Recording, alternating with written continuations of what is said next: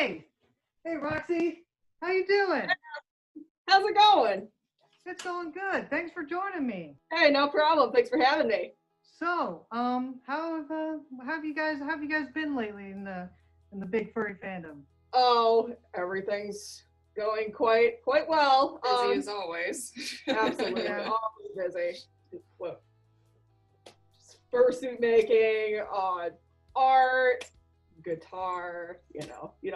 That. Lots of music, lots of creating. Yeah. Oh, that's also it's a great way to keep yourself busy in these times we're in right now. Never a dull moment over my way.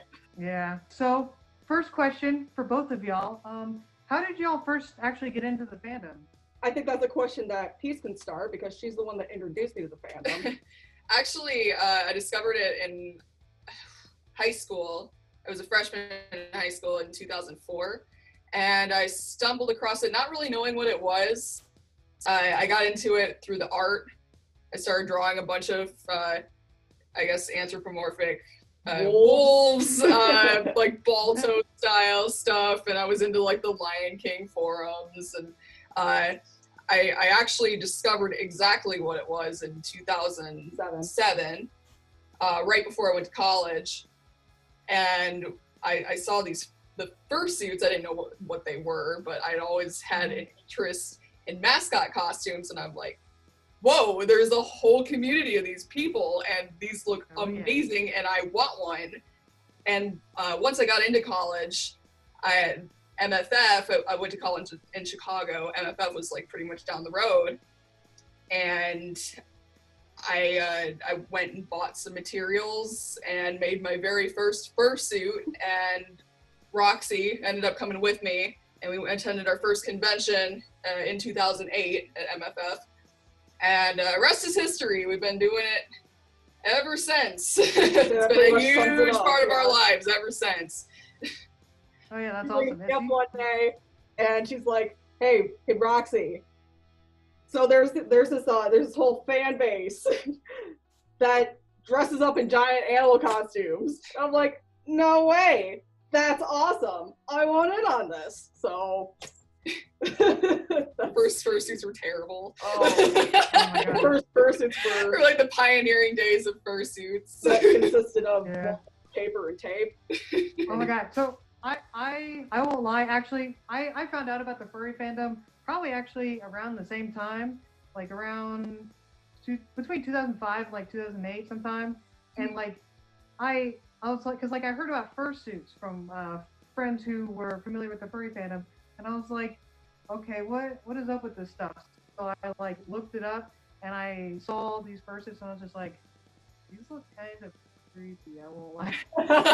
And so like, I found out about the furry fandom. I found out the suits. I didn't really like the suits, so I just kind of got turned off the fandom for a while. But so then, like a few years later, in like January 2011, I actually joined the Brony fandom, and got sidetracked with that for like 9 years, and then found a fursuit dancing video, and I was like, oh, that looks really fun, and the suits look amazing now. I think I want to join this. Yeah, definitely suits are a lot more appealing than they were back years ago. Oh, for sure. We've definitely come a long way in the fandom as far as suit construction. Such. Just overall look, they don't look dead-eyed, and yeah. I didn't care. I just wanted one. Yeah. So, Peace, since you make suits, what was the biggest challenge in first getting into making fursuits? Oh boy. So I guess getting down like the basic structure, there was a lot of trial and error. 'Cause I went from, we didn't really have tutorials, like hardly any tutorials. I think Matrices had one tutorial, and I think I may have used, Tani DeReal had one. Yeah, and it wasn't even really a tutorial. It was just like, hey, here's pictures of my progression. And I tried to use that mesh, the plastic canvas. Oh yeah, the plastic mesh, yeah. Yeah, and that always turned out really bad. And eventually I actually took a break for about a year or so and kind of downloaded new information. And I actually bought a canine hybrid base. It was a resin base, but I put foam onto it, and that actually really got me like understanding how foam should be placed onto a fursuit head. And then I just started making foam bases and fursuit heads left and right, like I'd been doing it for years and years and years. So once I got that down, I was good to go. But yeah, definitely like getting, you know, the basic build and getting the foam base started out was my biggest struggle. Now you can probably do it in your sleep. Yeah. And so with fursuits, obviously, I gotta ask, what was the first inspiration to making the big-haired fursuit? Roxxy. Well, so how this went was Roxxy came to me and she's like, hey, I really, really want an 80s themed fursuit, but I want it to have big hair. So I just threw around in my head, okay, so how can we accomplish this without making it like heavy or not making it look like it's just a big puffball? Because I threw around just long pile fur and just stuffing it. I also threw around like the NFT fur, which would have been really expensive just because of how much hair she would need. And then I stumbled across this amazing, it's synthetic hair. So I make my own extensions, and it styles so nicely. And it takes a while. It took me 2 weeks to actually get just the hair on, and my God, did it work out well. Oh yeah, especially if you have hair that can stay teased. Compared to a wig, you don't have to constantly tease it. It stays. And it, like if I had it wrapped up in like my sheet to keep all the like the fuzzies and stuff off of it, you take it out and the hair's flat. But if you give it like a good head bang, it goes right back into place. So that's awesome. Yeah, that makes it pretty easy. So what's been your favorite reaction to like with the big hair fursuit stuff? Because I know like when Roxxy was first unveiled, there was like a lot of people who were just talking about it everywhere over Twitter. Oh yeah, it blew up. I wasn't expecting that. I know how people are with like hair on fursuits. You know, there's mixed reactions. A lot of them aren't exactly positive, so I was kind of afraid to post it. And I think within 3 minutes of me posting it on Twitter, it was just notification after notification, just like, wow, look at this. And I'm like, Roxxy, holy crap, look at this. That was awesome. Absolutely. Most reactions to my suit have been absolutely positive, and it's been great. Yeah. You got it just before last Anthrocon, right? I did, yes. Because I remember, I think you were at Anthrocon, right? I was. Yeah, I was. There was a moment where I was walking through one of the main open areas, like near the Headless Lounge, I think it was, and I happened to see you like walking off the other direction. I was like, "It's Roxxy, but I gotta go this way." No. Oh no! It's so hard to find people at Anthrocon. The con's so massive. But like even just from across the room, I was just like, "Oh my God, that hair!" I especially love it from the back. Yeah. It just. It's just like it works so well, especially with like how the poof on the top is, and then the longer straight hair on the sides. It's just like I love how you crafted it so much. Yep, she did an excellent job. Well, she actually styles anytime I do any kind of 80s themed or anything really with hair, but mostly 80s themed, because I just did Chloe, what was it, in December? She does all the styling for it. All the colors. 80s stuff, that's all her. I do 40s, she does 80s. Yeah. So what, Roxy? I know, I know you love the '80s, but um, why do you embody the '80s so much today still? That's actually a really good question. I've always had a fascination for the 80s.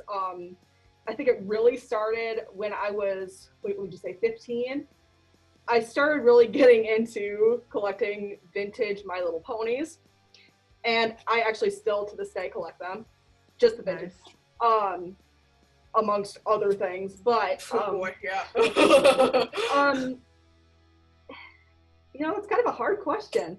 I don't know. I'd really say it stems, we've grown up with, music from that era too. Our dad was a big inspiration. I'd say that, we're very nostalgic people. Yeah, but I mean, that brings up some good memories, just the way I am with my music, from our grandparents. You're that way, I'd say, probably with dad and even mom too. Right. It's just, it brings up good feelings. And it does. It absolutely does. And within the past, well, I would say about 10 or 12 years, about 10 years, I've really started to kind of grow more into the rock and roll scene of the 80s. Yeah. I'm very, very passionate, as if that wasn't, completely, fairly obvious, but I've gotten more into that scene, even with, some more of the celebrities. We know Janet Gardner of Vixen. We go to a lot of her shows. Nice. We keep in contact with them. So That's awesome. Yeah, good people, very good people. So, question for you, Roxy. What is it about the '80s style rock that you like the most?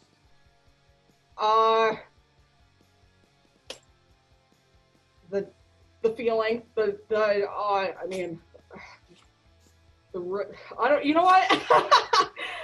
I think I get what you're trying to say. Like when you listen to the '80s music, you get this. It's almost like a high. Yeah. Yeah. It's a music high. It's a euphoric. It's a euphoric feeling. Yes. I agree. It's definitely like different kinds of music just kind of hit you different because, like, especially because a lot of '80s rock is very like heavy guitar driven, Yes. and like when that hits you, it's kind of almost similar to today with like EDM music, and it just like it gives you like a good sensation in the ears, just like it feels good to listen to. Absolutely, and to each is their own. There's going to be people that get that euphoric high from, say, the '80s hair metal, where others is just, it's appalling, and they'd rather go to, say, country or jazz or 20s. But yeah, but that's my happy place. So yeah, personally for me, like both my parents, they grew up on '60s, '70s music, and that's when I was growing up. That's all they were still playing and listening to was '60s and '70s music. So like I'm really big on, but well, number one above everything is the Beatles. Oh yeah. Yeah, that's what's up. And so, but '80s heavy metal especially is like what really just like that 60. It's like '60s, early '70s, and then the '80s is definitely like I think is my favorite type of music, and I think that's why, like, especially when I saw your suit and I saw your style, I was just like, oh my god, I want to know this person. Just think, I just it's just like I've always had a big connection to music since my dad played in various punk rock bands in the '70s and '80s, and so music has always been a part of my life. And I just anytime I see somebody else who has that same appreciation for music, I have a connection. Oh, totally. Yeah, so music's always been a very big part of our life. We've always been very musical people. So I totally get where you're coming from. So what instruments do you guys play? Any instruments? I play the ukulele and piano and marimba, and I was in drumline in school, but now it's primarily ukulele. And I play electric guitar, so yeah, that's it. I mean, I played piano and the flute for 5 minutes growing up. I wouldn't even say 5 minutes. Yeah, it was something. Yeah. I think my mom she played flute like in high school, and I still actually have her flute because she kept it, and she was like gonna get rid of it, and I was just like, no, I'll take it. Oh no! Like our mom, she kept her flute. Violin. I played that for 5 minutes too. I was very experimental with my instruments. I have a cello. Nice. I think that's kind of why I moved into like bass guitars, because like I started out there's a orchestra in my middle school, and I wanted to join that, and I started with violin, but I didn't really like it that much, so I moved to cello, and I love the deep sounds of the cello. Cello is a beautiful instrument. Yeah, and cellos and bass guitars are fairly similar. Yeah. So it's a pretty easy transition. Oh, sure. So I tried the violin. Well, let's see, my first mistake was trying to teach myself about an instrument that I knew absolutely nothing about. And, I was, 15 or 16 when I tried it, so my mind was like, and there was no YouTube. And there wasn't YouTube. Yeah. So, yeah, that didn't last long. And then I think you ended up hanging it up on your wall for like some wall art, and it broke. So, Aww. yeah. Oh. Yeah, that's okay. I remember for you. The whole part of my life is a big It's blur cool. to me. I've got some memories stored in the back of my mind for you. It's okay. So, speaking of memories, since right now, obviously with conventions kind of not happening right now, what's just to kind of reminisce for a minute, what's been one of your favorite convention moments?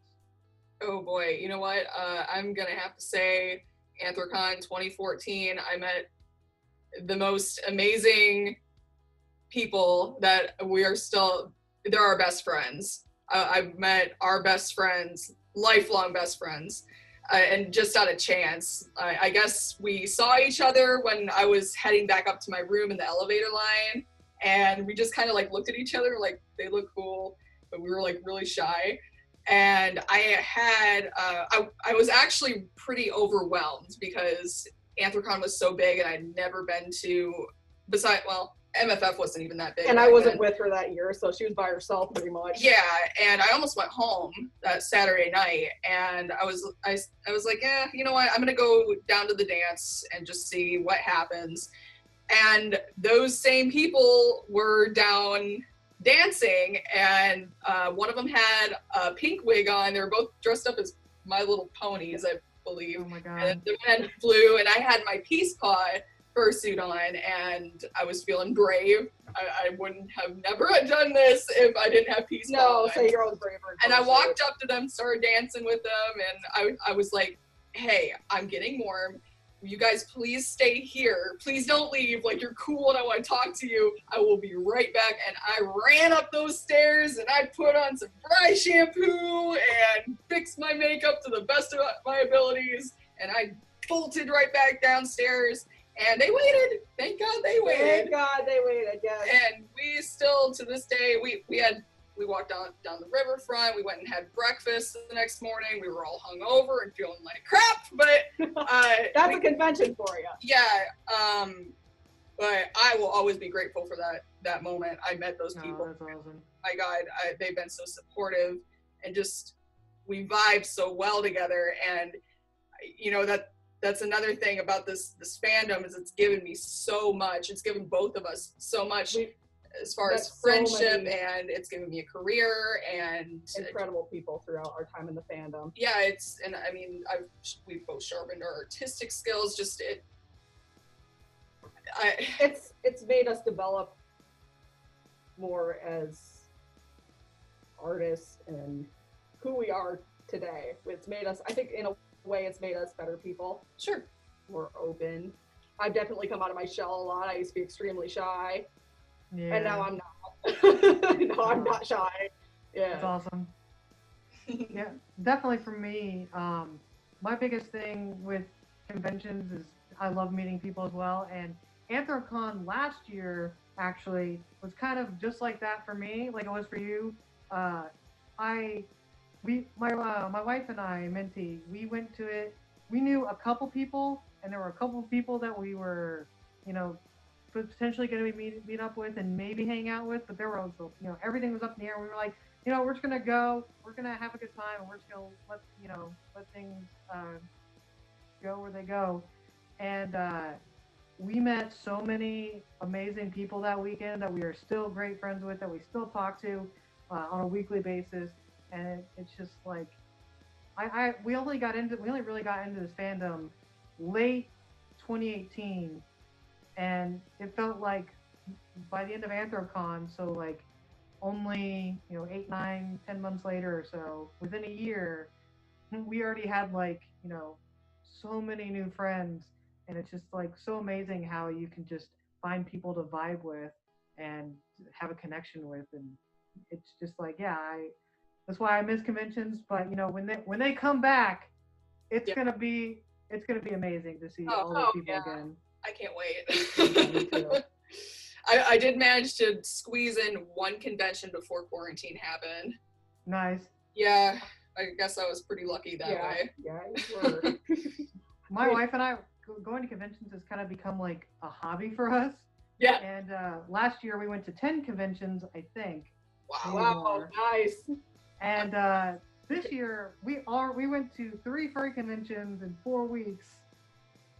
And I think we also went to another convention that at the very, very start of the year, beginning of January. I am impressed. That's incredible. Right. See, I'd love to do that. Like back when we had more time on our hands, when we first joined the fandom, we would hit like 4 or 5 if we were lucky conventions a year. Never did we ever go to 10. I am very impressed. That's awesome. Yeah, I thought that was a lot. Right. Yeah, like I said, it's basically become our hobby. Like our whole year is structured basically around like, oh, when's the next convention? And it's usually the next month.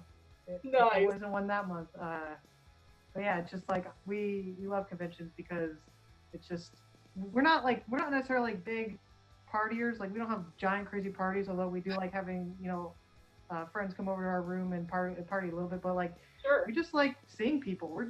My wife and I are both just big people. That's awesome. Yeah. I would rather go to a small party with just a few people and sit and shoot the shit and have a couple drinks. No need to. Yeah, when I was younger, Well, I mean, that's different. Yeah, but even then, but now I would rather just go to sleep at like 7 and fall asleep watching cartoons. I'm getting old. Oh, I feel you though. I feel you.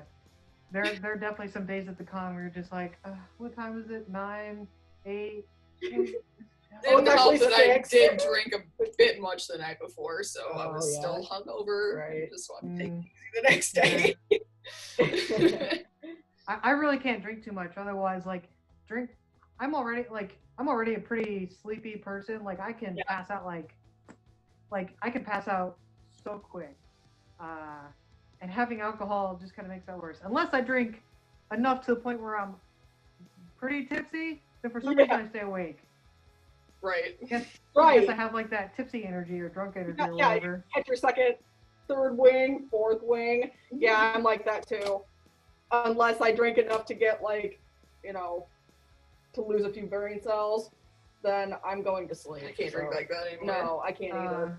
It's not worth the day.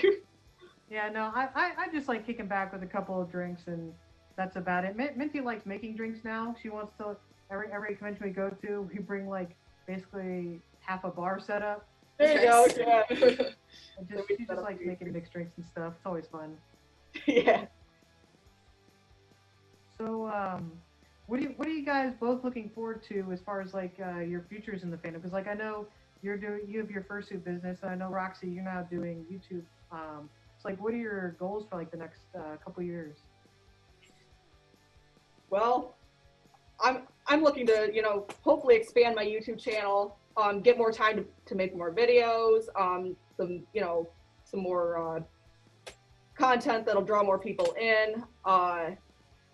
I'd like to expand on my art some more and attend more conventions, you know, just to keep, you know, circulating in the fandom, I suppose. Stay relevant. Yeah. Yeah. And I'm just gonna keep making suits. I would really like to work with a couple more charities. I had the opportunity to work with Make-A-Wish last year, and that was so incredible. And I'm just hoping that maybe I can find something else. Maybe not Make-A-Wish again. Hopefully, but something where I can, you know, make some kind of a difference in the community. And I'd like to maybe expand or, you know, in some different species. I have been, not that I don't love making canines and felines, but I would really like to make some different, like, monkeys and maybe reptiles, since my name is Lizard Loves Mustache and I don't have one lizard. That's a problem. Yeah. I might have to contact you about a dragon fursuit I want to get made. Yes. Do it. Yes. Will not be Please. sorry. I have made dragons before, so I have some experience with dragons. But absolutely, please send me more reptiles. Please send me more scalies. You hear that? Anybody that's watching this, if you got a reptile, give her a call. Please. She makes some top-notch Words. fursuits. Roxy can talk today, I promise. So, just to kind of like end it off a little bit, what has been like your favorite moment so far, like this year? Because I know, like, just to kind of spread a little bit of positivity, like if you had a moment this year, whether in the fandom or out of the fandom, that is just like, you know, brought a smile to your face. I've quite a few of them. Being able to walk outside without wearing a mask. When was that? Yeah. No, let me think here. Well, you know, it's really hard to say because I've had so many like positive experiences. A lot of them stem off of interaction with Janet Gardner. I don't like to like bring up too much and such, but they're just so good to me. They're sending me a copy of their new album when it comes out in the fall. They've got one set aside for me, and I thought that was really sweet of them. So, you know, any interaction with them just brightens my whole day up. Getting over, how many followers do I have on my Twitter page? Over 14K. Yeah, that brightened my day. That means the world to me. You know, and getting positive reactions on my YouTube videos, that always makes me happy. You know, just little things mean a lot to me. So. Yeah, I mean, especially in times like this, it's good to appreciate the little things. Absolutely. For sure.